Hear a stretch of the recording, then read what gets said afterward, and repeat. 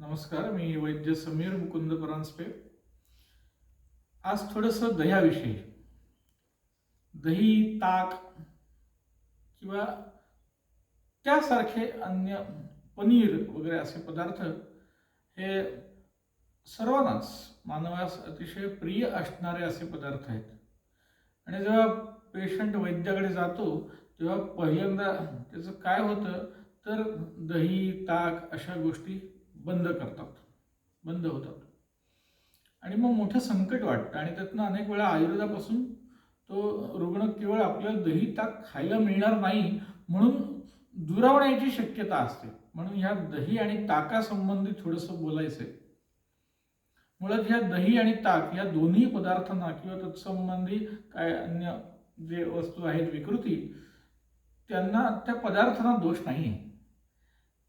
त्याची मात्रा क्वांटिटी ही जास्त प्रमाणात घेतली गेली की ती शरीराला त्रास देणारी ठरते.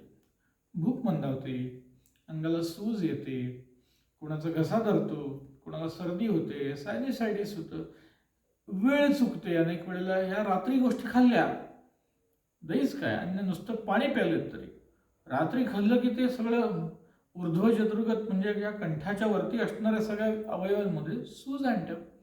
तो नुसता दह्याचा दोष नाही, तो ज्याच्यामध्ये पाणी पुष्कळ आहे अशा सगळ्याच गोष्टी त्रास देणाऱ्या असतात. आणि नुसता दह्याला दोष नाही, तो दही ताक काही असो.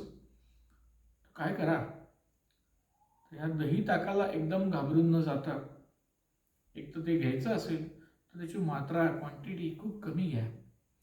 अगदीच फार कुठला मोठ्या व्याधीचा रुग्ण असेल तर त्याला बंद करायला लागू शकतं, पण जे नॉर्मल लोक आहेत ज्यांना काही व्याधी नाहीत त्यांनी थोड्याफार प्रमाणात जिव्हायला जरा चव यावी आणि बरं वाटावं म्हणून दही खायला हरकत नाही. थोडंसं एखाद दुसरा चमचा दह्याची कवडी खायला हरकत नाही, पण दिवसा रात्री टाळा.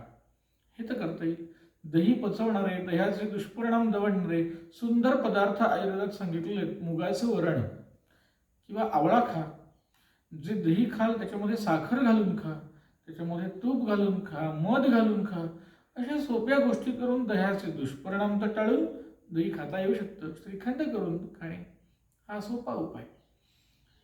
पण नुसतं दही ते सुद्धा रात्री क्वांटिटीमध्ये जास्त असं खाल्लं तर त्रास होणार आणि ते त्रास होऊ नयेत म्हणून हे सगळं बारकाव्याने सांगून थोडंफार दही तर खाता आलं पाहिजे, थोडाफार आनंद घेता आला पाहिजे आणि दुष्परिणाम तर होता कामा नयेत.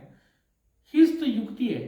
आणि ती युक्ती वापरून जर समजा आचरणात आणली तर असे अनेक आहारातले पदार्थ आपल्याला युक्तीने त्यांच्यामध्ये काही संस्कार करून नक्कीच आपल्या आहारामध्ये समावेश करून घेता येतो.